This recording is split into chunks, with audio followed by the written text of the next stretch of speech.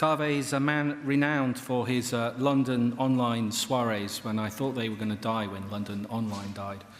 Fortunately, they didn't, although I've not been invited to one in the last couple of years. I don't know what I've done wrong. He's here to tell us a little bit more about enriching PDFs, and I'm really quite interested in this for a couple of reasons. People have long been talking about the death of the PDF, and David was talking earlier about whether or not the PDF was going to die as well. So over to you, Kaveh, to save the format. I don't use PowerPoint. Is it the right arrow? Oh, does it start? Okay.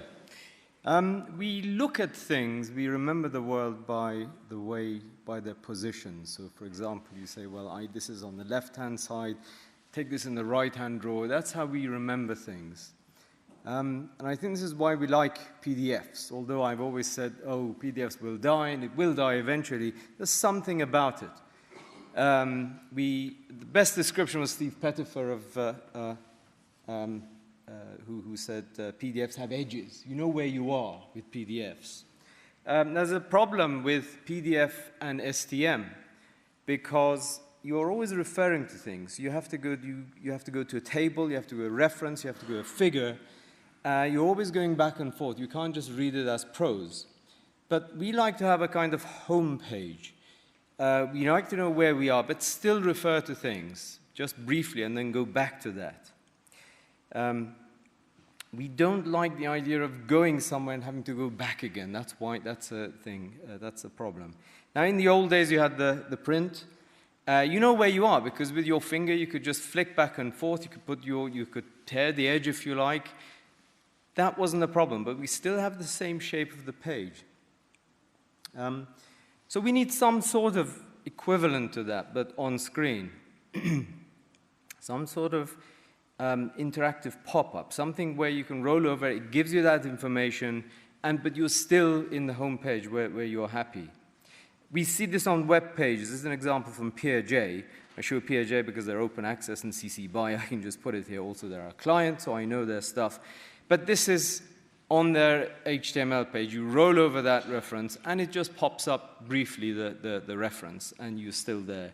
Here's a figure. You can simply roll over the figure, but you haven't lost the space where you were. So on HTML, on web pages, we're used to seeing this, but not normally on PDFs. And I'd say on PDF it's more important even because it's a fixed paginated content. So we need more kind of these aids to show you without going away from there. Two technologies. One is Acrobat Layers. Just like Photoshop and Illustrator, Acrobat can have many layers, a PDF file rather. And this is technology underused, I feel. You can have as many layers in a PDF file. Second technology is Acrobat JavaScript. In a PDF file, Acrobat has JavaScript embedded, part of JavaScript, but there's a lot of functionality there. Those two together, we can do a lot with. So here's an example of a PDF file which you can produce. As you roll over that the equation pops up. If you want it to stay, you click, and it'll stick to the page. You can even scroll up and down. You can have more than one even. So as you're reading, you're still in your home page, but you can click on and off these things. You can click that red button, red X, and it'll go away. As I said, this is underused, I feel. Here's, you can have tables, you can have figures. You roll over, you have a quick look, you roll off, or if you want to read and refer to it, you just click and it stays on. And you can switch them on and off. You can have hundreds of these. This is something you can use, for example, if you have a PDF file, you want the author to check the proof, the black and white, and the color. Well, in the same, you can have a rollover, and it'll pop up the color. The author can say, yeah, color's OK, and the black and white figure is OK, too.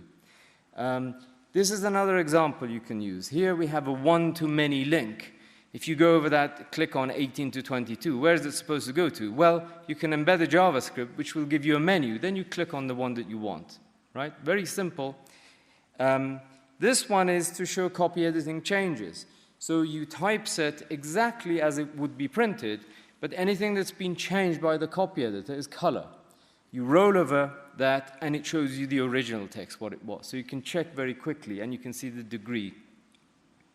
Best of all, everything that you see can be produced from your XML fully automatically. There's no extra work involved here. So your XML should always be the definitive content, and it can be. So that's it, really. Basically, there are two technologies, layers, or actually they're called optional content groups, which is not quite layers, and JavaScript together can give you a lot of functionality in PDFs. Thank you.